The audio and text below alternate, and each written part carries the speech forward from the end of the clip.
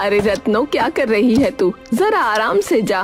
पूरा समय बस इधर से उधर भागती रहती है।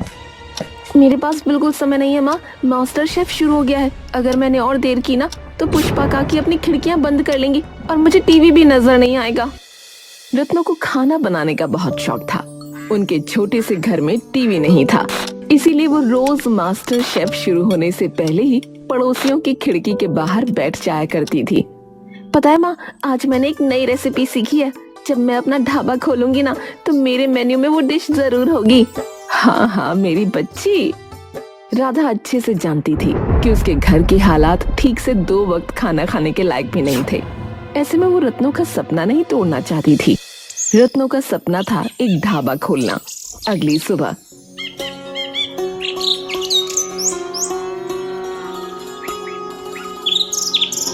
अरे रत्नो, तू सुबह सुबह कहाँ चली गई थी बेटा? रोज सुबह तू मंदिर जाती है। मैंने मंदिर भी जाकर देखा, लेकिन वहाँ भी नहीं थी तू। कहाँ गई थी? माँ, मैं काम की बात करने गई थी। कौन सा काम? कैसा काम? कल तो तूने मुझे कुछ बताया ही नहीं इस बारे में। माँ, ये एक ऐसा काम है जिससे मेरे सपने की तरफ मैं एक कदम और खींची चली जाऊंगी और घर में पैसे भी आएंगे। लेकिन रुको रुको, बताती हूँ। मैंने पूरी रात इस बारे में सोचा माँ। मैं खाना बनाने का काम शुरू करूंगी। अभी मेरे पास जगह तो नहीं है, इसीलिए मैं सबको होम डिलीवरी दूंगी। मैं जानती हूँ इस काम में पैसे लगेंगे, इसीलिए जमींदार से थोड़े पैसे उधार लेने गई थी। उसे मैंने मेरा काम अच्छे से समझा दिया, इसीलिए उसने मुझे उधार भी दे दिया। जल्दी ही जब मेरे पास पैसे आ जाएंगे ना तो पूरा चुका दूंगी। घर घर जाकर खाना डिलीवर करेगी, ये बात तो ठीक है, लेकिन तू पैसे उधार लेने जमींदार के पास क्यों गई, वो भी अकेले? और बेटा, अगर तेरा ये काम न चला और तू ढाबा न खोल पाई तो? अरे माँ, वो क्या कहते हैं ना आजकल, मैनिफेस्ट। हाँ, मैनिफेस्ट। अब जब तक मैं रोज मेरा ढाबा रत्नों का ढाबा नहीं बोलूंगी, तब तक मेरा अपना ढाबा कैसे बनेगा? और वैसे भी माँ, शुरुआत तो छोटे काम से ही होती है ना। और आप ही तो कहती हो काम छोटा या बड़ा नहीं होता। और रही बात उस जमींदार की, तो उससे कौन डरता है? मुझे मेरी प्यारी बेटी पर बहुत गर्व है। अगली सुबह रत्नो जल्दी उठकर खाना बनाती है और फटाफट गली गली बेचने निकल पड़ती है। क्या क्या है तेरे टिफिन के अंदर? जी कहिए ना, आपको क्या खाना है? मेरे पास सब कुछ है, दाल, रोटी, छोले चावल, रायता। आज मेरी जरा तबीयत खराब है, खाना नहीं बना पाऊंगी। 5 लोगों का खाना दे दो। जी, इसके 100 रुपए हो गए। अरे वाह, इतने सारे खाने के सिर्फ 100 रुपए? ये लो तुम्हारे पैसे। रत्नो ने बहुत मुस्कुराकर अपनी पहली कमाई को माथे से लगाया और आगे बढ़ गई। ऐसे ही शाम ढल गई और अंधेरा छा गया।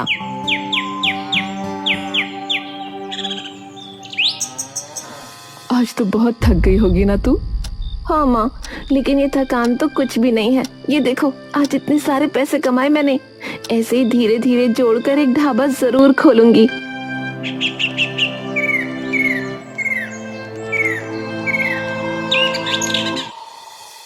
अगली सुबह रत्नो फिर से जल्दी उठ गई और खाना बनाकर टिफिन तैयार किया। आज भी उसकी अच्छी कमाई हुई और ऐसे ही कुछ दिन बीत गए। माँ, आज पूरा 1 महीना हो गया है मेरे इस छोटे से बिजनेस को, और देखो ना, आज ये पैसे मैं जमींदार को लौटाने भी वाली हूँ। इतनी जल्दी तरक्की की उम्मीद न की थी मैंने बेटा। ऐसे ही आगे बढ़ती रहो।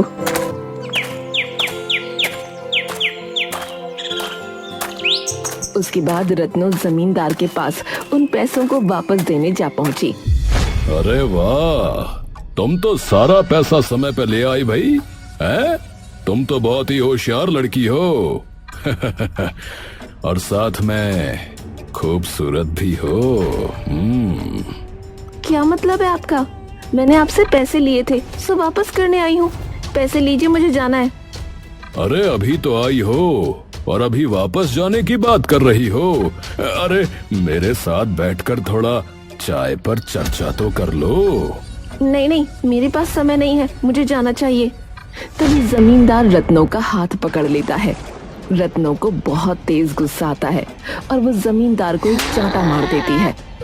अरे तुम तो नाराज हो गई। चलो मैं तुमसे सीधी बात करता हूँ। मुझे घुमा फिरा कर बात करने की क्या है ना, आदत नहीं है। तुम बहुत खूबसूरत हो, इसलिए मैं तुमसे शादी करना चाहता हूँ। हाँ। आपका दिमाग खराब हो गया है क्या? किस तरह की बातें कर रहे हैं? कम से कम अपनी उम्र का तो लिहाज कीजिए। अरे प्यार करने की कोई उम्र नहीं होती। हाँ, और मुझे तुमसे प्यार हो गया है। हाँ। जमींदार की बातों का कोई जवाब दिए बिना ही रत्नो पैसे रखकर वहाँ से चली जाती है।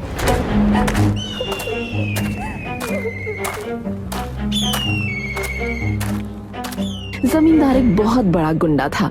रत्नो की माँ घबरा ना जाए इसलिए उसने सोच लिया था कि वो ये बात अपनी माँ को नहीं बताएगी।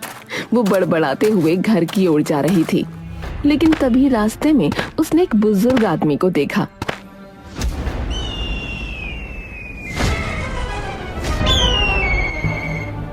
अरे अरे बाबा, संभल के, कुल्हाड़ी लेकर किस तरफ जा रहे हैं आप?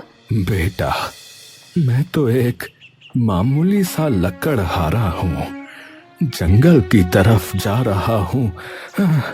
हल्का पैर फिसल गया, लेकिन तुम आ गई मुझे संभालने के लिए। लेकिन इस उम्र में आप काम करने जा रहे हो, क्यों? बेटा, मेरा इस दुनिया में कोई नहीं है, मैं तो अकेला हूँ। पर अरे अरे, ये बात सुनकर तुम जो है दुखी मत होना बिटिया। अकेले आए थे तो अकेले ही जाना भी तो पड़ेगा। चलो बेटा, मैं चलता हूँ। अच्छा, मुझे संभालने के लिए तुम्हारा बहुत बहुत धन्यवाद बिटिया। जीती रहो, जीती रहो। रत्नो बूढ़े बाबा के बारे में सोचते हुए घर पहुंची। घर पहुंचकर उसने अपना टिफिन उठाया और फिर से गांव में निकल पड़ी। काकी, मैं आ गई। क्या आज आपको खाना चाहिए? आज बड़ी देर कर दी तूने, मैंने तो खाना बना लिया। इतना सस्ता खाना तू देती है, इसीलिए सारी औरतों की आदत खराब कर दी है तूने। रत्नो मुस्कुराकर आगे बढ़ गई। ऐसे ही एक घर से दूसरे घर उसने सफर तय किया।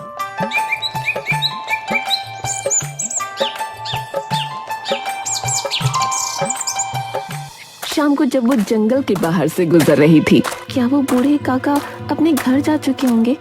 मुझे उनका घर पता होता तो मैं उन्हें खाना जरूर देकर आती। कि तभी पीछे से आवाज आई। आरती, अरे अरे तुम यहाँ? अरे बाबा, आप यहाँ? मैं आपके बारे में ही सोच रही थी। बेटी, मैं काम खत्म करके घर को ही जा रहा था, लेकिन तुम क्या सोच रही थी मेरे बारे में बेटी? बाबा, क्या आपने कुछ खाया?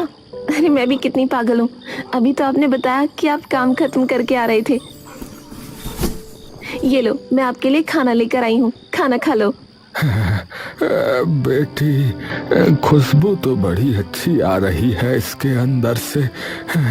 ये खाना तुम मेरे लिए लाई हो? मुझे खाना देने के लिए तुम्हारा बहुत बहुत धन्यवाद बिटिया। लेकिन देखो, रात काफी हो गई है, तो तुम जो है समय पर घर चली जाओ बिटिया। रत्न मुस्कुराकर घर आ गई। अब तो सोने का समय हो गया है और तू क्या कर रही है बैठकर? माँ, पैसे जोड़ रही हूँ, सोच रही हूँ ढाबा जल्दी से ही शुरू कर लूँ। जमींदार का कर्ज भी उतर गया है और ये काम करते हुए भी कितना समय हो गया है कि मैंने कुछ जमा पूंजी इकट्ठा की है। कल जाकर एक जगह देख लूंगी। ऐसे ही तरक्की करती रह बेटा, तुमने ये सब अकेले हासिल किया है मेरी बच्ची। आपका आशीर्वाद जो है मेरे साथ।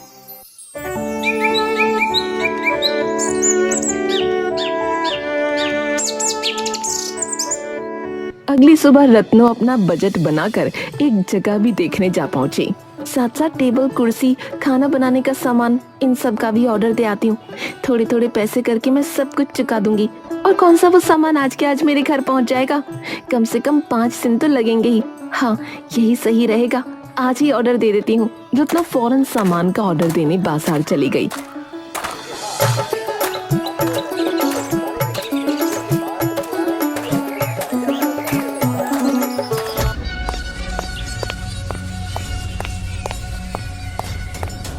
तभी पीछे से उसके घर जमींदार आया। अरे जमींदार साहब, आप यहाँ? सब कुछ ठीक तो है ना?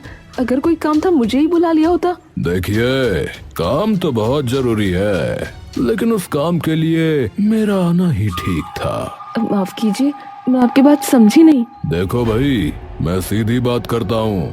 मुझे तुम्हारी बेटी पसंद आ गई है, समझी? और मैं उससे शादी करना चाहता हूँ। और मैं तुमसे इस बात की इजाजत लेने नहीं आया हूँ, बल्कि मैं तो ये तुम्हें बताने आया हूँ। तो जो है, मेरी बात सुनो और शादी की तैयारी करनी शुरू कर दो, समझ गई? तेरा दिमाग खराब हो गया है जमींदार। मेरी बेटी तेरी बेटी की उम्र की है। अरे भगवान से तो डर। मैं चाहे मर जाऊं, लेकिन मैं तेरी शादी अपनी बेटी से कभी ना होने दूंगी। ऐसा कहकर रत्नों की माँ ने भी जमींदार को एक जोर का तमाचा लगा दिया। जमींदार गुस्से से लाल हो गया। ये थप्पड़ तो माँ बेटी को बहुत महंगे पड़ेंगे बुढ़िया। 2 हफ्ते का टाइम दे रहा हूँ। 2 हफ्ते के अंदर अंदर मैं तेरी बेटी से शादी करके दिखाऊंगा।